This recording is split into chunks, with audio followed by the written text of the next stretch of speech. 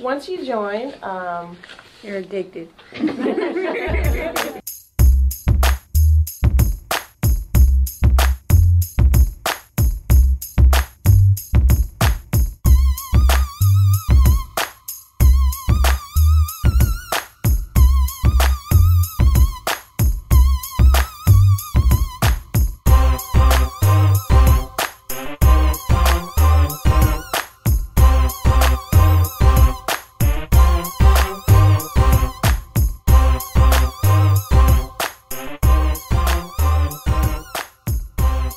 My grandmother always told us, was like, you create a revolution through just a few people, right? You start to teach a few people how to write, and they go teach people, and so that's what she always says, that we gotta have a lot of kids so we can take over the world. But in my sense, that's what organizing with youth is, right? Like, you're creating these little pockets of movements, and then people learn, and they all go out to do their own thing.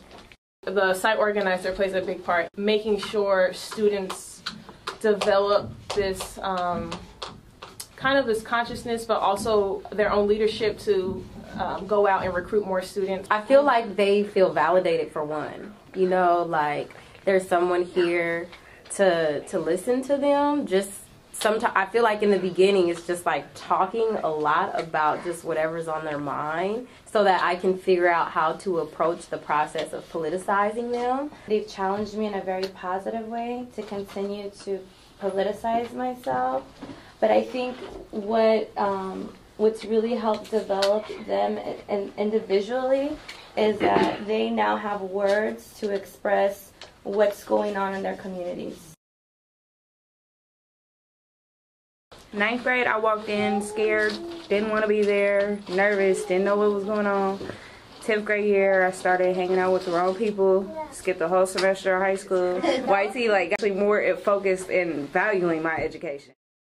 It filled a void of education in the individual youngsters, because outside of YT, there's not a lot of room in classrooms to talk about why is it that the conditions that exist in their homes, in their communities, or in their school exist. So YT fills that void of education. So for me, I think that's a lot of the grounding on why people move to become agents of change. If we're looking at how leaders are built and organizers are built, they're built because campaigns are won.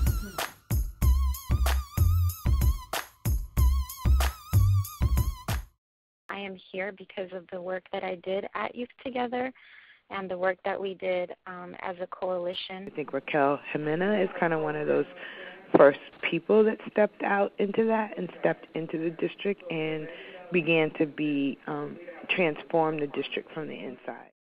An extraordinary example of when Oakland Unified School District was taken over by the state of California, and it was a disaster, and they immediately tried to close 5 elementary schools, all in the flatlands, poor communities, basically black and brown.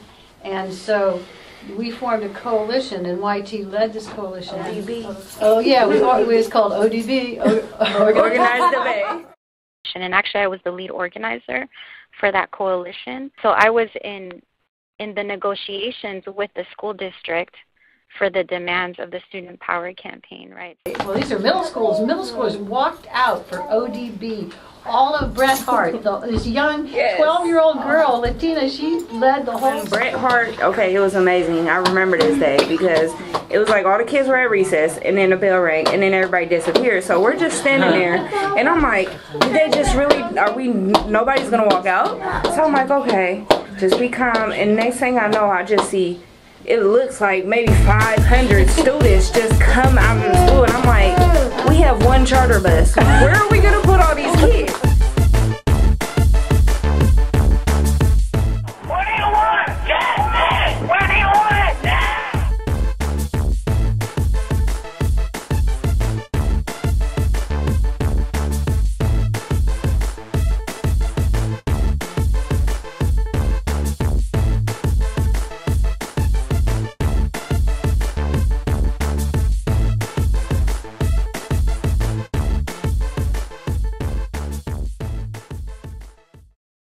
As a coalition, this was our strategy. As a coalition, we made the intentional decision to have an inside-outside organizing strategy.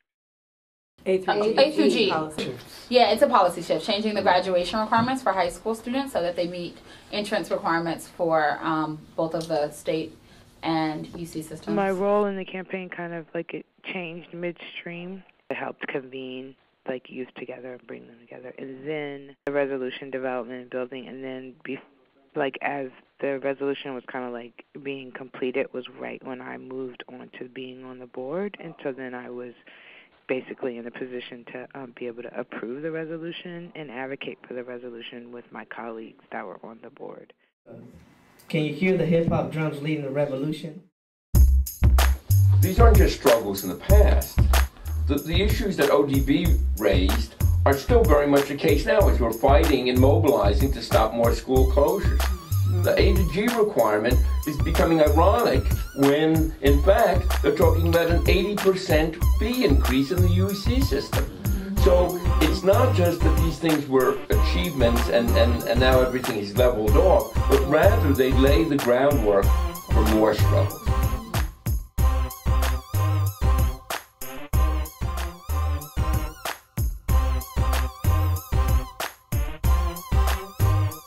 I feel like transformation is what YT provides, and I think that's dope. That's dope.